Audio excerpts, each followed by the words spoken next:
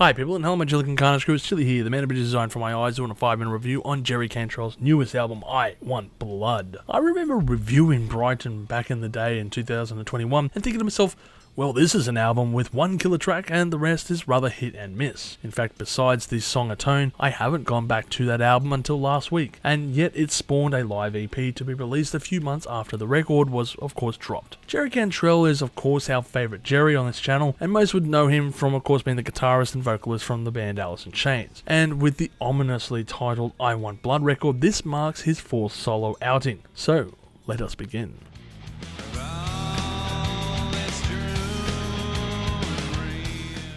To me, this album doesn't start off on the strong foot. Out of the first 3 tracks, 2 of them include the first 2 singles released off the record, with Vilified being the first one and Afterglow following suit. Now, Vilified is certainly what you would expect to hear from the musician, with his signature vocals and guitar works, and of course this is one way to start things off. But I can't say that this would be my first choice for a single, and of course I will bring this up later on in the review, which songs I felt were stronger, but needless to say that the first 3 songs off the album weren't blowing me away, instead feeling rather blasé. Now don't get me wrong, they're not terrible tracks, but this is just not really the strongest works out of the gate. It isn't until the track that I Want Blood that things start to pick up, and for some reason I'm getting Alice Cooper vibes from the delivery of that title. It feels more like a simplified version of 80s rock, and I'm digging what I'm hearing. Compared to what was on offer beforehand, this is a much more upbeat sounding tune, and puns aside, gets the blood flowing more so. And this one feels like it should have been the lead single, but I do get why it wouldn't have been chosen as such, because yes, it does sound distinctly different to the rest of the record.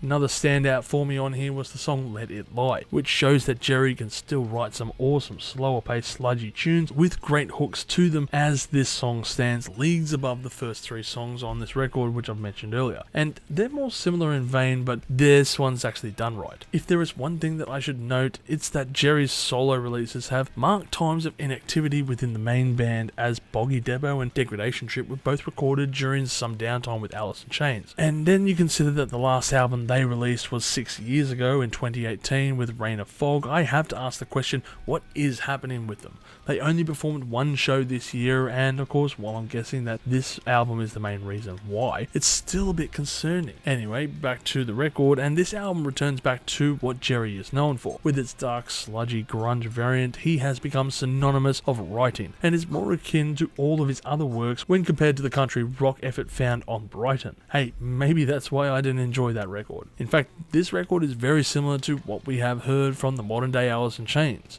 but that is to be a given. There is also a fair few musicians that are helping out on this album, ranging from Rob Trujillo, Duff McCragan and Mike Borden, all of whom have been members for Ozzy Osbourne at one stage or another, as mentioned by JC from JC Rock and Metal Reviews. But what wasn't mentioned is that Jerry Cantrell has also worked with Ozzy as well on Undercovers. We also have Dillinger Escape Plan's vocalist Ben providing vocal duties on certain tracks here. Now this is a pretty star-studded lineup for the 9 songs on offer, but not all musicians appear on all tracks, that's just an FYI. Now it goes without saying that this album follows a newer sound of Jerry Cantrell. The 90s are long dead, along with many of our heroes and musicians from that era. And of course, as always, any musician typically evolves, and Jerry Cantrell is certainly no different. While the music on here is rather reminiscent of his earlier works, it is still a far cry from that, but it doesn't mean it's bad at all. In fact, quite to the contrary, the opposite is true. Many would say that you need to stop comparing the past to the future, and that's a fair point, but we do like to look to the past for answers as to the present, which is why I raise these points. Instead, the music on hand is a mix of great tunes, not thrill-seeking and sick riffage, but more slugging it out and great guitar work by the guy we all know and love. This is it. He has returned, and now I have said the title of the video. Overall, I'm going to give this record a score of 8 million chilies on the spicy scale, with my favourite tracks being I Want Blood, Let It Lie, and Throw a Line. This is a great return to form from Jerry Cantrell, and if you are a fan of his works, either as a solo musician or of course with Alice in Chains, then you shouldn't be disappointed by this effort's 46-minute runtime. But as always, I'm keen to hear your thoughts in regards to this record, and what was your favourite track from the album? If you've enjoyed this content, make sure to smash that like button, subscribe to us, and stay notified for future music related content, because it keeps our manager happy at the end of the day. We are also on Discord, Instagram, Facebook, and all those other social platforms if you want to check us out. As always, people, you have a great day and stay spicy.